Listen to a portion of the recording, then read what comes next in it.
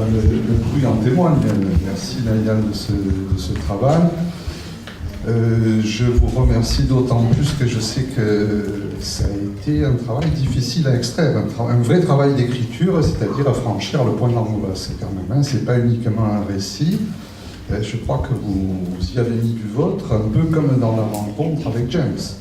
Et donc je crois que le point crucial que touche le texte par rapport à la thématique de la rencontre, c'est quand même comment vous allez d'abord vous dessaisir de la terreur. Bon, il faut dire que ce jeune homme faisait régner la terreur et que l'affect qu'il générait essentiellement peu ou prou en chacun, c'était quand même la peur. Donc je crois que c'est-à-dire qu'il imposait son mode de rencontre, vous dites très bien, sur le modèle domination-soumission. Hein, c'est ça le schéma relationnel qu'il imposait à tout un chacun. Ça pose vraiment la question de comment on fait avec ce type de jeune où la parole fait défaut. C'est-à-dire on n'a pas forcément de prise avec ce qu'on appelle le discours du maître, c'est-à-dire tout ce qui est du côté de l'ordre ou du tentative de l'arrêt. Ça suppose, pour qu'il y ait une action éducative qui tienne, qu'il y ait un réglage de la position. Alors là, c'est intéressant, c'est quand même le point d'insupportable pour vous que vous rencontrez d'abord, c'est qu'est-ce que tu as, ma soeur? Donc là, vraiment, il vous fait violence, il vous assigne à cette place-là. Vous réussissez, vous dites par un pas de côté, à ne pas répondre en miroir à l'agressivité, qui est quand même son mode relationnel par l'agressivité. On entend en sourdine le travail de l'équipe, c'est-à-dire que là, vous passez le relais, je crois. Hein, donc vous effacez du face-à-face. Et donc j'aimerais vous interroger quand même sur le déclic secret qui a eu lieu. Parce que j'ai l'impression que ce déclic secret, vous avez eu de nouveau dû le revisiter et le travailler pendant l'écriture. C'est-à-dire ça vous a fait retoucher quand même des affects assez difficiles. Et c'est quand ce déclic secret s'est ouvert que vous pouvez consentir à prêter votre présence. Je crois que l'expression est très importante, prêter sa présence, au point que dans le temps d'après, vous pouvez mettre du vôtre, c'est-à-dire presque le nourrir avec des éléments de votre histoire chez ce jeune où il y a des gouffres dans son histoire et où il a besoin effectivement d'une grande sœur. Alors donc précisément le point qui était insupportable au début, qu'est-ce que tu as ma sœur, vous en faites un point d'appui pour lui dans un deuxième temps. Alors on a vu ce matin, vous vous appuyez aussi sur ce que vous appelez joliment le lieu de discernement clinique, c'est-à-dire ce travail un peu où on tâtonne, où on amène des éléments cliniques et puis il y a quelque chose qui se dégage et donc là vous vous en servez de ce moment pour le déclic. Et le déclic s'est fait, c'est vraiment avec mes collègues, c'est réellement l'échange, la parole avec mes collègues, où là, finalement, ce qui restait à l'intérieur de moi, les questionnements, je les ai partagés. Donc il y avait le retour avec des autres, et c'était cette réflexion de finalement vivre l'instant, c'était de ne pas anticiper qu'est-ce qui va se passer et comment il va revenir, qu'est-ce qu'il va mettre en place. Mais surtout aussi, donc là ce qui est dommage c'est que l'écrit montre ma place à moi, mon positionnement, mais ma position n'a pas pu naître s'il n'y avait pas les autres aussi.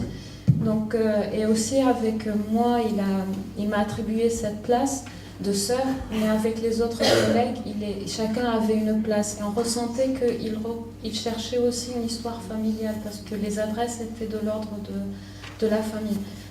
Après, tout ça était très très très fragile, même si voilà, ça tenait, mais c'était très très très fragile. On essayait juste de vivre le moment, de le border, et réellement des fois le border presque physiquement. Il y avait un éducateur qui était dans cette relation duel et les autres ils étaient là autour. Et on le bordait par la parole, par les moments où on l'accompagnait pour le coucher. Donc le déclic, c'était entre ce travail intérieur et et le retour des autres. Et les points cliniques que vous avez sélectionnés sont quand même des points cruciaux, puisqu'ils vous interrogent à l'endroit du gouffre du père. Comment ça s'est passé pour toi quand tu as perdu ton père? Ils vous interrogent sur l'objet perdu aussi, hein, que vous l'aidez à chercher, et vous exprimez en quelque sorte ce qu'il peut éprouver. Hein. Et puis le troisième point, alors c'est un moment très particulier aussi où vous apercevez son dénuement de sujet. C'est-à-dire au-delà du jeune avec l'habit du cacou, on voit quand il est avec des pères, il montre une certaine vulnérabilité. Et là, je crois que ça change considérablement votre regard quand même, ce moment de l'extérieur. Il nous a amené, nous, à nos limites dans la rencontre. On a d'ailleurs utilisé, et là il me semble que c'est une invention, une présentation clinique. On a demandé à Nicole Gay de venir un peu dans l'urgence. Je dois dire, c'est là où a été l'invention, parce qu'on n'y arrivait plus, cadre compris, on était quand même un peu démunis. Parce qu'on a cette vocation d'accueil, on a accueilli un jeune finalement qui nous a mis devant nos impossibles. On s'était engagé auprès du conseil général de l'ASE, on a continué, mais là, à un moment donné, on était devant un impossible. Donc on a demandé à Nicole Gay de faire une présentation clinique et après de faire un travail d'éclairage à partir de ce qui a été dit. Et je voulais dire que c'était un moment très précieux pour nous. Votre texte, Layal, là aussi nous apprend quelque chose. Et je vais reprendre ça mot à mot, tellement je trouve ça bien dit. Je ne pourrais pas le dire mieux. Vous dites ça, voilà ce que j'ai appris. Je n'avais rien à comprendre à la manière d'être au monde de James. Ça renvoie précisément à ce que Lacan dit quasiment toutes les pages dans le séminaire 3. Gardez-vous de comprendre. Chaque fois que vous comprenez, vous vous plantez. Donc c'est vraiment une grande justesse. Alors je continue. La possibilité d'une rencontre ne peut naître qu'en renversant les modalités, en prêtant sa présence, en acceptant la place qu'il m'a confiée. Donc en prêtant ma présence, pardon, en acceptant la place qu'il m'a confiée, tout en renonçant à imposer ma volonté. Je trouve qu'on ne peut pas mieux épingler la position de ce qu'au Courtil, ils appellent un intervenant, de la place même de l'éducateur. Alors je termine, enfin vous terminez, James lui rappelle l'évidence de ce sur quoi elle n'a pas de maîtrise.